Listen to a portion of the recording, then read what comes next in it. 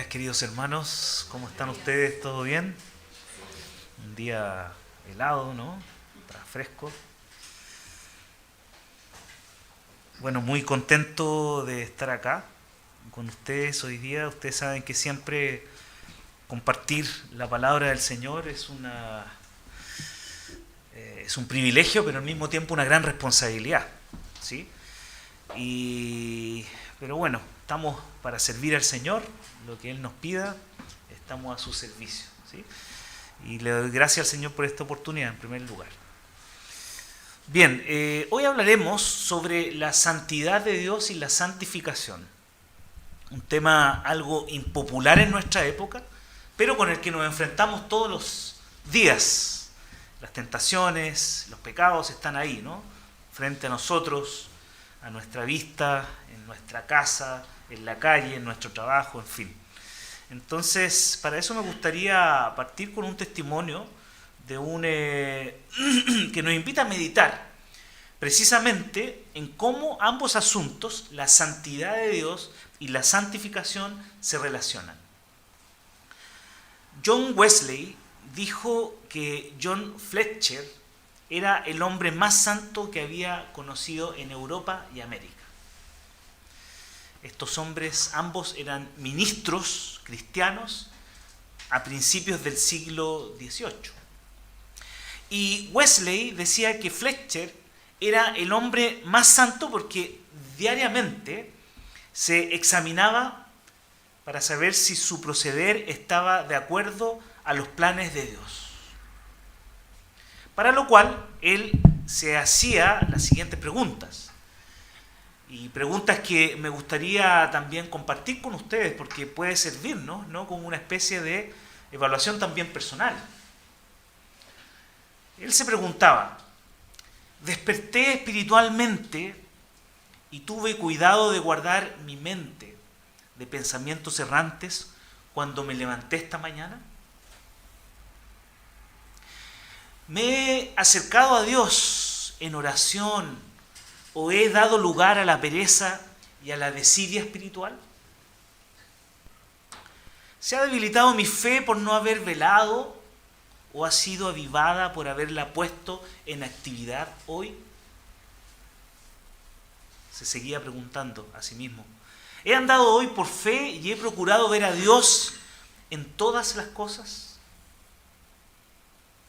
¿Me he negado a mí mismo al usar palabras y al expresar pensamientos poco bondadosos? ¿Me he debilitado espiritualmente al ver que prefieren a otros en mi lugar? Y seguía inquiriendo sobre su vida y sobre su espiritualidad. Y seguía preguntándose: ¿he aprovechado mi tiempo precioso, mis fuerzas y mis oportunidades según la luz que Dios me ha dado? ¿He guardado mi corazón en un ambiente de gracia, de modo que haya sacado provecho? ¿Qué he hecho hoy por los cuerpos y las almas de los santos? ¿He derrochado cualquier cosa por agradarme a mí mismo cuando podía haber guardado el dinero para la casa de Dios? Y termino con una última interrogante de las que se hacía Fletcher. ¿He gobernado bien mi lengua, recordando que en la multitud de las palabras no falta el pecado? En el fondo estaba preguntándose: ¿en cuántas ocasiones me he negado a mí mismo por ser delante de Dios probo? ¿Mi vida, mis palabras han honrado el Evangelio de Cristo? En fin, es un gran desafío, ¿no? Un hombre que buscaba caminar con el Señor diariamente.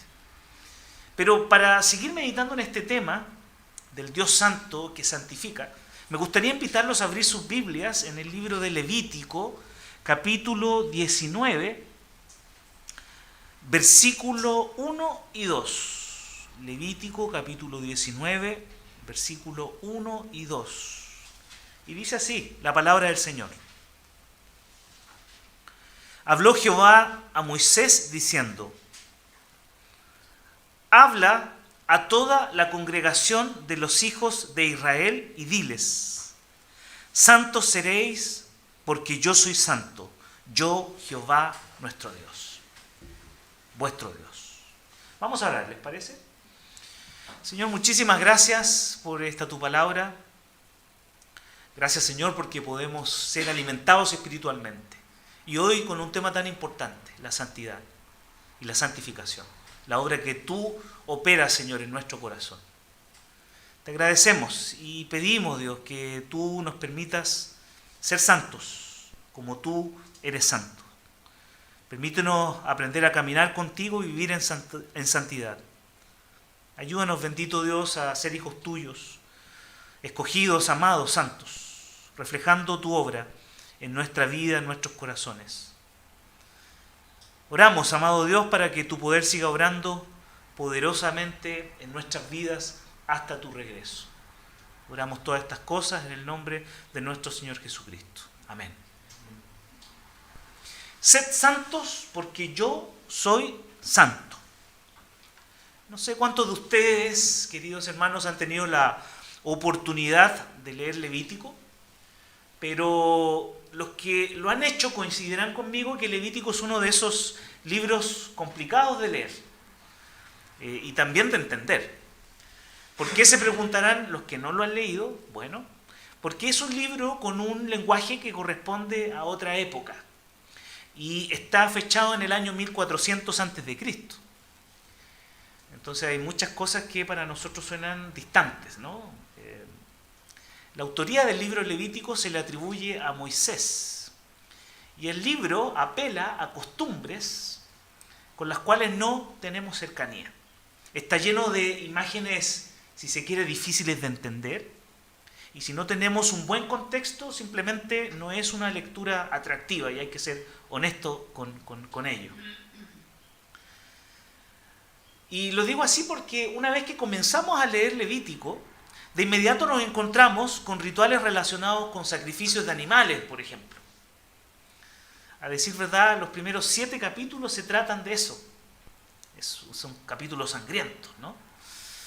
El capítulo 8 al 10 trata del sacerdocio y la responsabilidad que tenían los sacerdotes en la comunidad y el rol que cumplían ellos en ofrecer holocaustos, ofrendas y actividades relacionadas con la pureza. Y entre el capítulo 11 al 16 podemos apreciar el establecimiento de leyes sobre las cuestiones puras e impuras que Dios está estableciendo para tener esa relación con el pueblo de Israel. Y del 18 al 26 observamos la profundización de la ley de la santidad. Habló Jehová a Moisés diciendo: habla a toda la congregación de los hijos de Israel y diles: santos seréis porque yo, Jehová, vuestro Dios, soy santo. Estos versos son reveladores desde la perspectiva que involucra a todo el pueblo de Israel, partiendo por el liderazgo, los sacerdotes y la comunidad en general.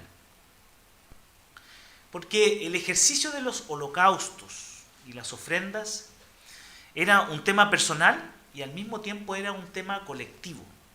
Pues era, como acabo de mencionar, la dinámica que Dios había establecido en su relación con ellos y que les exigía luego para ser adorados, ¿no? Ellos deberían presentarse de una manera santa, ante un Dios santo. De cierta manera, estos actos ordenados por Dios dejaron claramente establecido que cada uno y toda la comunidad de creyentes eran responsables delante de Dios permanentemente en cuanto a la consagración de sus vidas.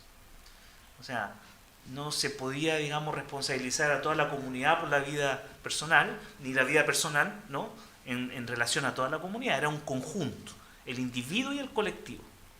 Y en estos versículos nosotros podemos apreciar que Jehová habló a Moisés. Porque dice, vean ustedes el texto, dice: Jehová habló. Dios se comunicó con Moisés. Habló. Esto es lo primero que debería sorprendernos. Pero a medida que pasa el tiempo, entiendo que tenemos la tendencia a ver la comunicación de Dios con algunos héroes de la fe de manera irrelevante. Se vuelve casi como una lectura histórica, como si se tratara de una historia más, como algo lejano, como una especie de una historia mítica que ocurrió por allá hace miles de años atrás.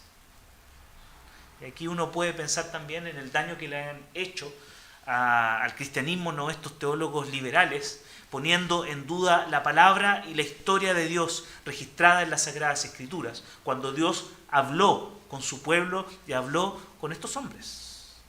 Por eso es saludable recordar permanentemente que nosotros adoramos y servimos a un Dios vivo, a un Dios que habla y que sigue hablando, a un Dios que se ha comunicado y se comunicó con su pueblo y hoy continúa comunicándose con su iglesia y con cada uno de nosotros.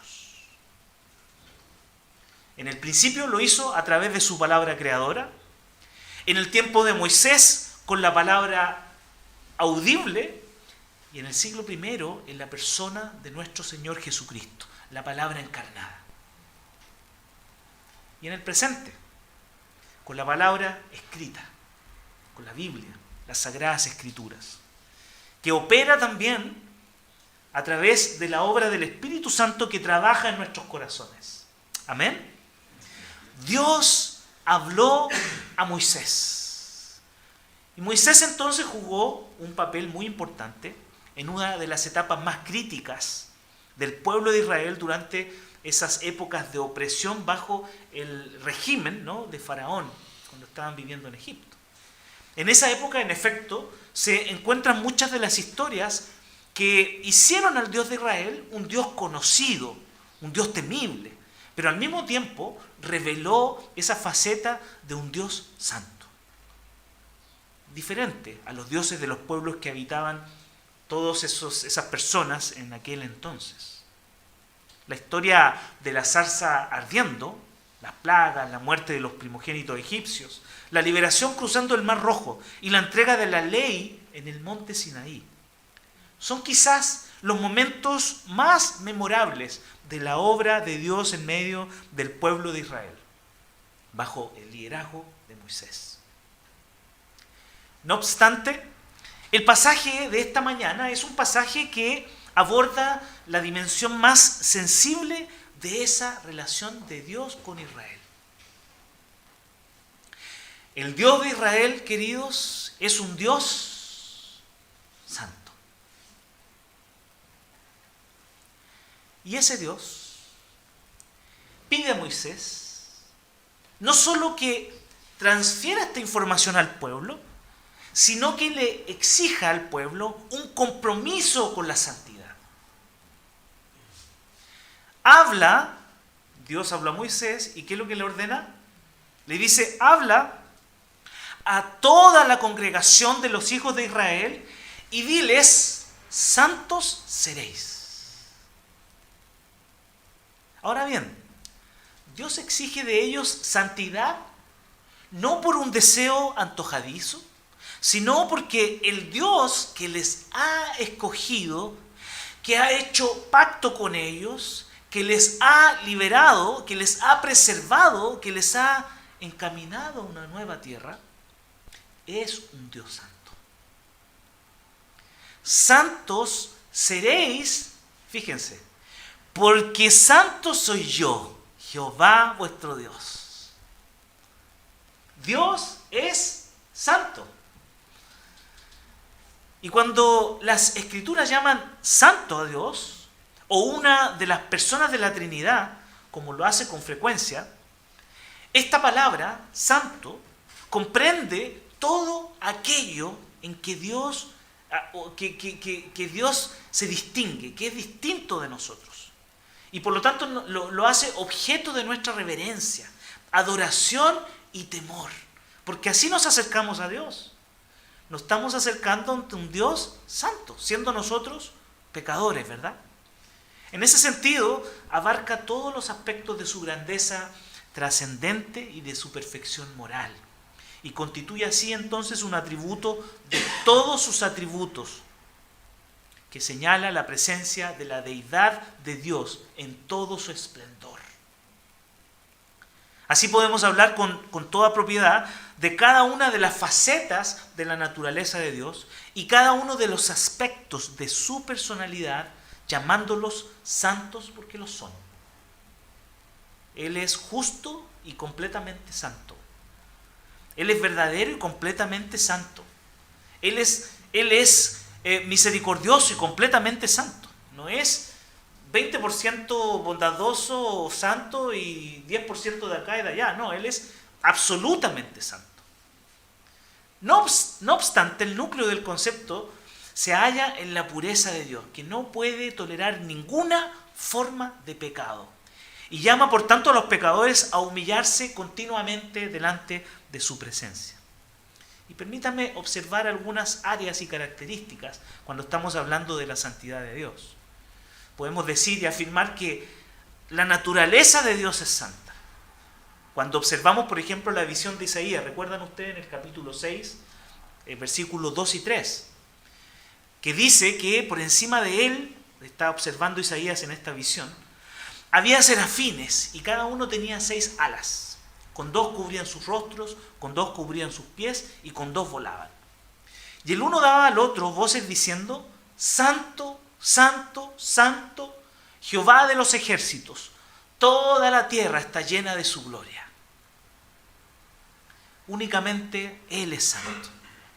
Recordemos la oración de Ana cuando dice: no hay santo como Jehová, porque no hay ninguno fuera de ti y no hay refugio como el Dios. El nombre de Dios es santo. Y no profanaréis mi santo nombre para que yo sea santificado en medio de los hijos de Israel.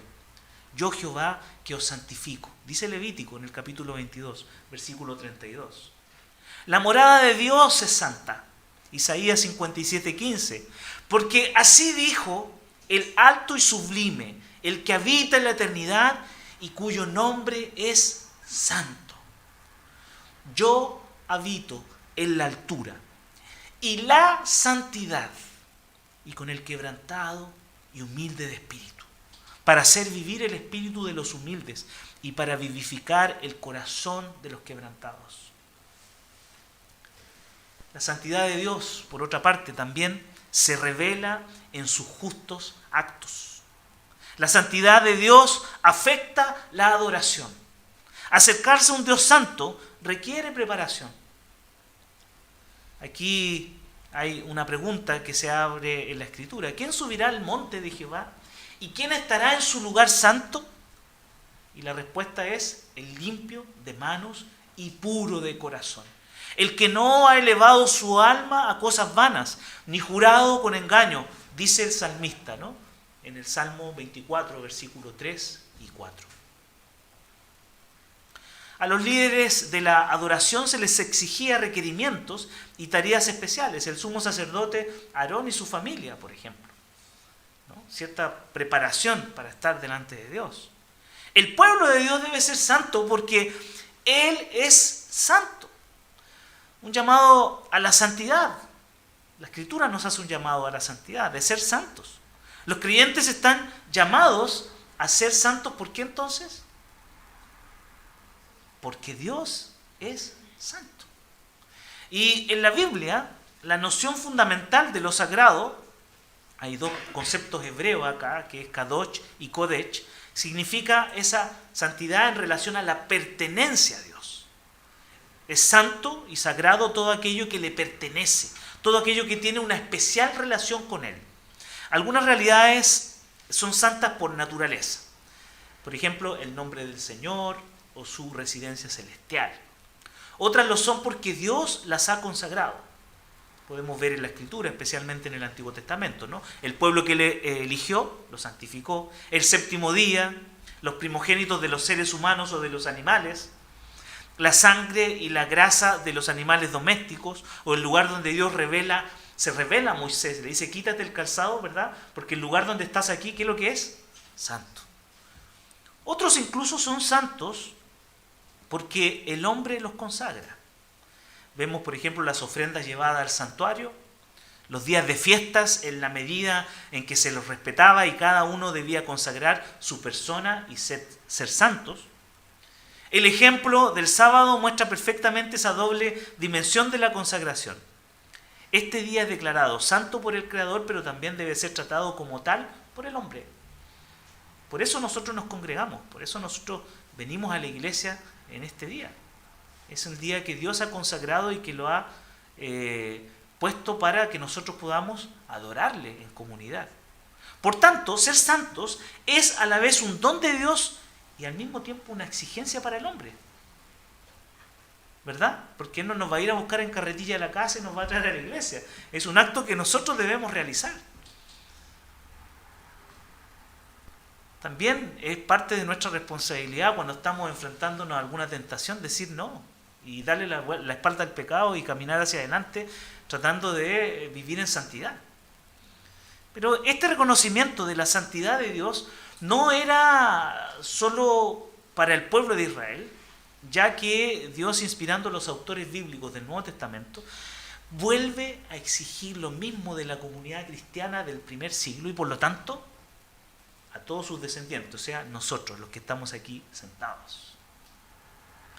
Vean lo que dice Primera de Pedro, capítulo 1, versículos 5 y 16, si lo tiene por ahí y lo puede buscar. Primera de Pedro, capítulo 1, versículo 15 y 16. Sino como aquel que os llamó es santo, sed también vosotros santos en toda vuestra manera de vivir. Porque escrito está, vean ustedes, ¿qué es lo que se repite? Sed santos porque yo soy santo. Eso no ha cambiado, porque Dios no se ha manchado, porque Dios sigue siendo santo. La santidad de Dios hace que el pecado sea inaceptable para Él. La santidad de Dios exige arrepentimiento delante de Él para obtener perdón. Significa confesar nuestra maldad, nuestro pecado, nuestras falencias, nuestras debilidades. Arrepentirnos, darle la espalda al pecado y seguir caminando en dirección hacia el Señor. La iglesia es la morada en la cual Dios, el Dios Santo, habita por su Espíritu. ¿Qué es lo que dice que nuestros cuerpos, qué es lo que son? ¿Qué es lo que son nuestros cuerpos? ¿Recuerdan? Templos del Espíritu Santo. La iglesia debe ser pura como la esposa de Cristo. Según nos escogió, dice Efesios capítulo 1, versículo 4. En Él, antes de la fundación del mundo, vean ustedes, para que fuésemos santos y sin mancha delante de Él. Hemos sido predestinados para ser santos. Efesios 2:10 dice que somos made in Christ, ¿no? Somos de Dios. Él nos ha destinado desde antes de la fundación del mundo para su servicio, para su honra. Entonces llegar a ser santo incluye esforzarse delante de Dios, en cierto sentido. Porque dice, pero sed hacedores de la palabra y no tan solamente oidores, engañándoos a vosotros mismos. ¿Se dan cuenta? O sea, si bien en Cristo somos santos por la obra que Él ha hecho, tenemos nuestra responsabilidad de vivir y de caminar con Cristo. La santidad de los creyentes entonces tiene su origen en Dios. Mirad cuál amor nos ha dado el Padre para que seamos llamados hijos de Dios.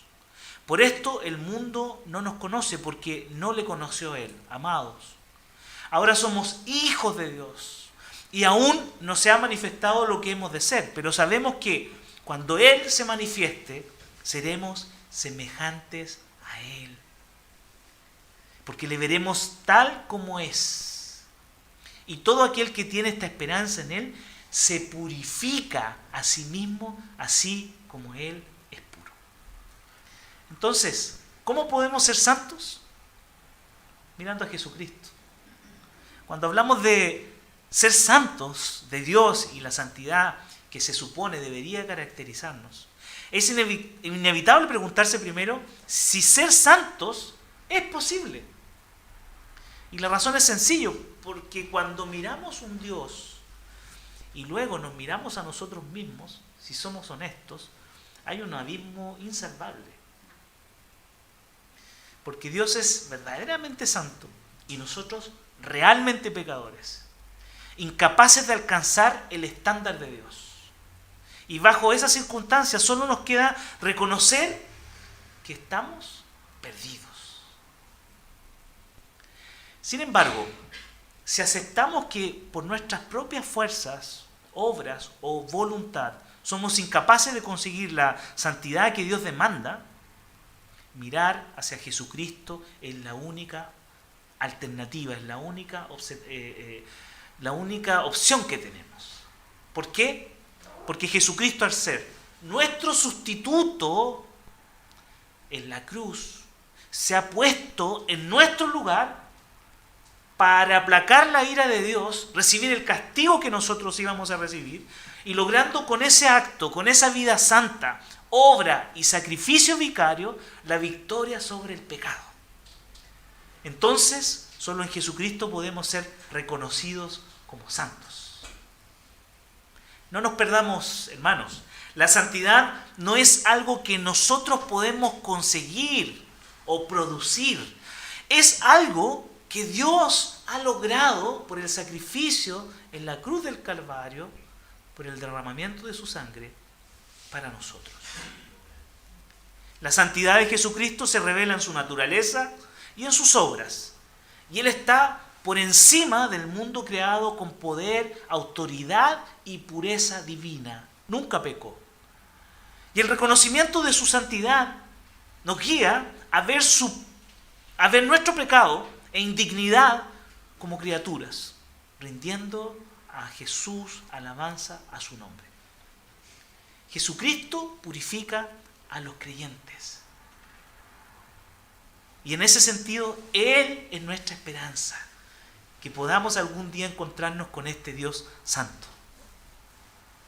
Porque tal sumo sacerdote nos convenía santo, inocente, sin mancha, apartado de los pecadores y hecho más sublime que los cielos, que no tiene necesidad cada día, como aquellos sumos sacerdotes, de ofrecer primero sacrificios por sus propios pecados y luego por los del pueblo. Porque esto Jesús lo hizo una vez y para siempre, ofreciéndose a sí mismo. Porque la ley constituye sumos sacerdotes a débiles hombres, pero la palabra del juramento posterior a la ley, al Hijo, hecho perfecto para siempre. Vean qué bonita manera de explicar, ¿no? Esa conexión de lo que tuvieron que hacer en la antigüedad, el Levítico, y luego lo que Cristo ha hecho por nosotros. Ese es un pasaje que aparece en Hebreos capítulo 7 y el capítulo 10 también, si después quieren revisarlo. Permítanme entonces concluir con dos aplicaciones. Primero, es imposible ser santos o vivir en santidad sin Cristo. Los nombres y el número de los elegidos es sin duda alguna algo secreto y misterioso que Dios ha retenido sabiamente en su propio dominio y no se lo ha revelado a hombre alguno. No nos es dado en este mundo estudiar nosotros, ¿verdad?, las páginas del libro de la vida y ver si nuestros nombres están escritos allí. Pero si hay algo simple y claramente establecido con respecto a la elección de los santos, es esto: que los elegidos, hombres y mujeres, pueden conocerse y distinguirse por la santidad de sus vidas, diría Riley. Y ese es en el fondo también una prueba, ¿no?, de que Dios ha obrado en nuestros corazones y que le pertenecemos a Él. Si no estamos sintiendo arrepentimiento alguno, es bueno preguntarse si en realidad estamos conociendo a Cristo, teniendo una relación con Él. Segundo, sed santos, porque yo soy santo, es una invitación a que la obra de Dios en nuestras vidas se exprese de manera privada y pública. No es algo con lo cual podamos filosofar. Si ustedes leen el resto del pasaje hasta el versículo 37, sed santos podría resumirse en aplicar la palabra y la legislación de Dios a nuestras vidas, cuidando de nuestros semejantes. Obviamente entendiendo que se trata de la obra de Dios a través de la obra de Jesucristo y la obra del Espíritu Santo en nuestros corazones. Un famoso anglicano alguna vez dijo: la verdadera santidad es mucho más que lágrimas, suspiros, emociones corporales, un pulso acelerado y un sentimiento apasionado de apego hacia nuestros predicadores favoritos o nuestra tradición religiosa. La santidad está más allá de una disposición de discutir con todos los que no estén de acuerdo con nosotros. Déjenme agregar un tercer punto de aplicación. La santidad precede la felicidad. John Huss decía, el prerreformador, que muere como mártir, previo a Martín Lutero y todos los reformadores del siglo XVI. Él decía: amados, sabiendo que el mundo está llegando a su destino, hagan su principal preocupación el vivir una vida recta y santa, renunciando a sus pecados. Y después, atendamos con diligencia las cosas celestiales. Y por último, amen a Dios con todo su corazón y pongan su confianza en Él, porque los honrará en su gloria por los méritos de Jesucristo y los hará partícipes de su reino. Queridos, este ha sido un mensaje desafiante para mi vida, porque vivir en este mundo caído, lleno de pecado y contaminaciones, para nadie es sencillo, y para mí ha sido una bendición, y yo espero que también sea para ustedes. Que el Señor trabaje en sus vidas y en sus corazones. Amén. El Señor bendiga su palabra y permítanme terminar con una oración. Y me gustaría citar y compartir esta oración, que esta fue una oración de santidad pronunciada por Juan Calvino. Vamos a orar. Omnipotente Dios, que te dignaste escogernos para que fuéramos tu especial tesoro y para consagrarnos a ti en la persona de tu Hijo unigénito. Concédenos que podamos seguir de tal manera la santidad a lo largo de nuestra vida, que tu gloria pueda brillar en todas nuestras obras. Que nunca emprendamos nada si no es con el fin de glorificar tu nombre cada vez más. Y permite que seamos santos en cuerpo y alma, y libres de todas las contaminaciones de la carne y el mundo, para que podamos así ser confirmados en la esperanza de nuestro llamamiento y estimulados a seguir adelante por el resto de nuestra carrera, hasta que finalmente lleguemos a la gloria que fue adquirida para nosotros mediante la sangre de tu Hijo unigénito. Amén. El Señor bendiga su palabra.